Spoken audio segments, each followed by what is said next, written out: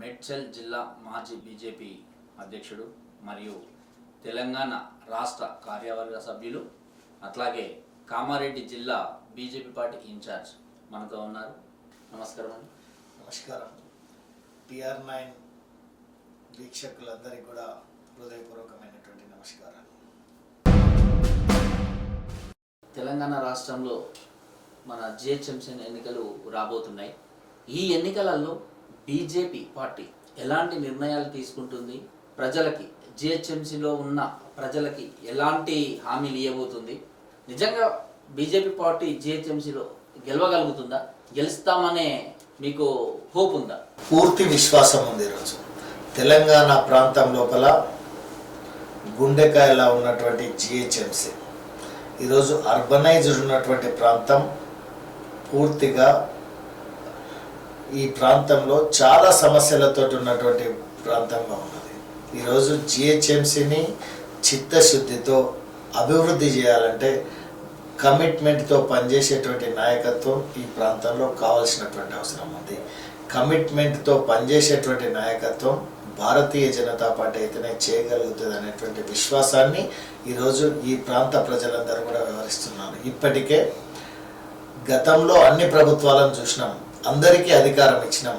కాంగ్రెస్ పార్టీకి అధికారం ఇచ్చారు, TRSకు అధికారం ఇచ్చారు, అదేవిధంగా గతంలో ఉన్నటువంటి తెలుగుదేశానికి అధికారం ఇచ్చారు, అన్ని పార్టీలకు అధికారం ఇచ్చారు. ఒక్కసారి కూడా భారతీయ జనతా పార్టీకి ఈ ప్రాంతంలో అధికారం డెఫినెట్గా ఈసారి భారతీయ జనతా పార్టీకి అధికారం ఇవ్వాలనేటువంటి ఆలోచనతో ఈ ప్రాంతంలో ఉన్నటువంటి ప్రజలందరూ కూడా ఇప్పటికే అనేక మంది చెబుతున్నటువంటి విషయాల ఆధారంగా ఈరోజు నేను చెప్తా ఉన్నాను.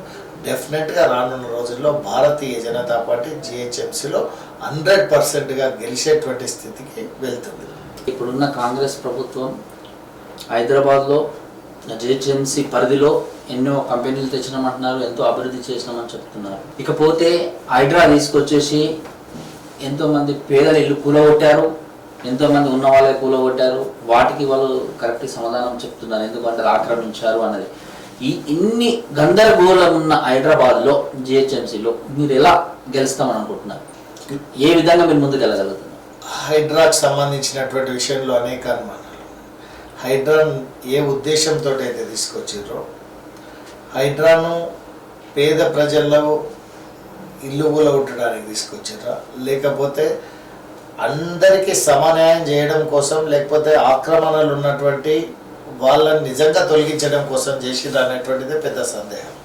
ఈరోజు చాలా అంశాల లోపల పత్రికల లోపల నేను చూశాను, ఎవరైతే పెద్ద వాళ్ళు ఉన్నారో వాళ్ళ జోలికి పోవడం లేదు అనేటువంటి విషయాన్ని సాక్ష్యాలతో సహా పత్రికల్లో వచ్చిన విషయాన్ని చూసాం. దానికి అనేక రకాలైన వ్యక్తిగతంగా వాళ్ళ పేర్లను నేను మెన్షన్ చేయడం జరిగింది. ఎవరెవరు ప్రాపర్టీస్ ఉన్నాయి అనేటువంటిది పేపర్లలోనే దాన్ని వచ్చింది.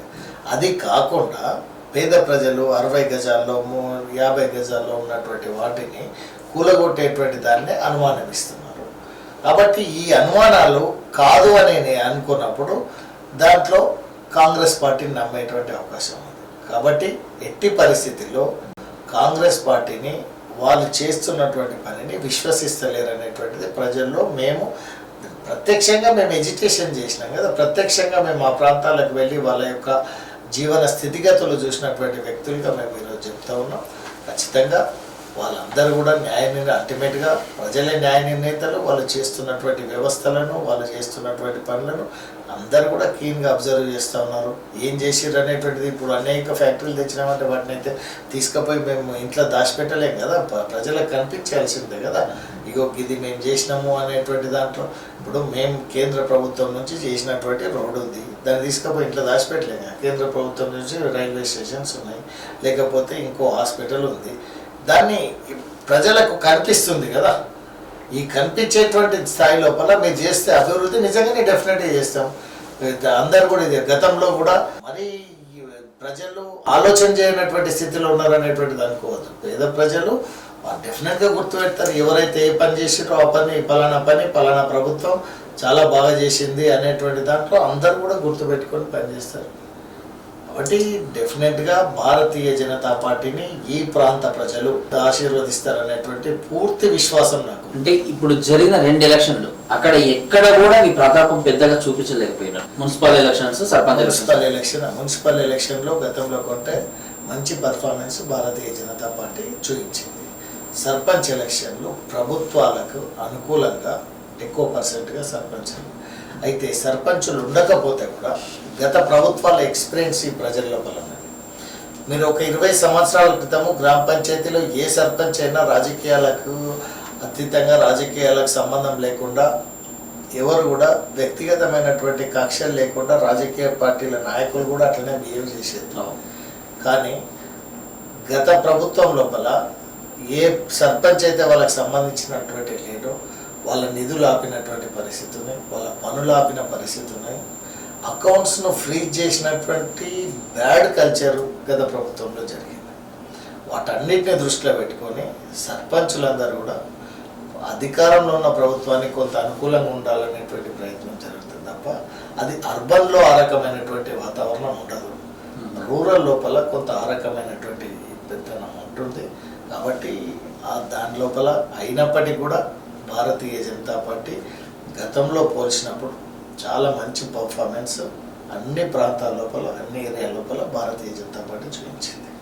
జిహెచ్ఎంసీ ఎన్నికలలో ప్రజలకు మీరు ఎలాంటి సూచనలు ఇవ్వగలరు? వాస్తవాలను గమనించండి. వాస్తవాలను మీరు భారతీయ జనతా పార్టీ అనేక రాష్ట్రాలలో అధికారంలో ఉంది. దానికి సంబంధించినటువంటి క్యాపిటల్ సిటీల లోపల కూడా భారతీయ జనతా పార్టీ ఉంది. ఈ ప్రాంతంలో అధికారం లేకున్నా అమృత్ సిటీల పేరుతోటి ప్రతి మున్సిపల్కు కూడా డబ్బులు ఇచ్చి ఆ ప్రాంతాల అభివృద్ధి కోసం 100 కోట్ల రూపాయలు ఇచ్చినటువంటి పరిస్థితి భారతీయ జనతా పార్టీది. జిహెచ్ఎంసి పరిధి లోపల కూడా భారతీయ జనతా పార్టీని ఒకసారి అధికారంలోకి తీసుకొస్తే ఈ ప్రాంతం లోపల మౌలిక వసతులను కల్పించేటువంటి విషయం లోపల, ట్రాఫిక్ చెక్ పెట్టేటువంటి విషయం లోపల, మూసీ నది లాంటి నదిలను పరిశుభ్రం చేసేటువంటి వాటికి ఎస్టీపీలను ఇట్లాంటి వాటిని ఏర్పాటు చేసేటువంటి విషయంలో, ఈ ప్రాంతంలో నాలాలను మూసేసినటువంటి పరిస్థితి నుంచి వాటిని అన్నిటిని కూడా నగరంలో ఈ యొక్క ఇల్లు మునగకుండా చేసేటువంటి పరిస్థితిలో వీటన్నిటిని ఒక ప్రణాళికాబద్ధంగా భారతీయ జనతా పార్టీ చేయడానికి సిద్ధంగా ఉంది. కాబట్టి అనేక రాష్ట్రాల లోపల, అనేక నగరాల్లో బీజేపీ చెప్పిన మాట చేసిందా లేదా అనేటువంటిది వాటిని ఇక్కడున్న పరిస్థితులను బేరీజు వేసుకోండి. గతంలో ఉన్నటువంటి ప్రభుత్వాలు ఈ ప్రాంతంలో ఏ హామీలను ఇచ్చారు, ఏం చేయలేదో వాటిని కూడా బేరీజు వేయండి. ఈ రెండింటిని బేరీజు వేసి అంతిమ న్యాయ నిర్ణేతలుగా భారతీయ జనతా పార్టీని ఆశీర్వదించమని చెప్పి మీ అందరినీ కూడా కోరుతాము.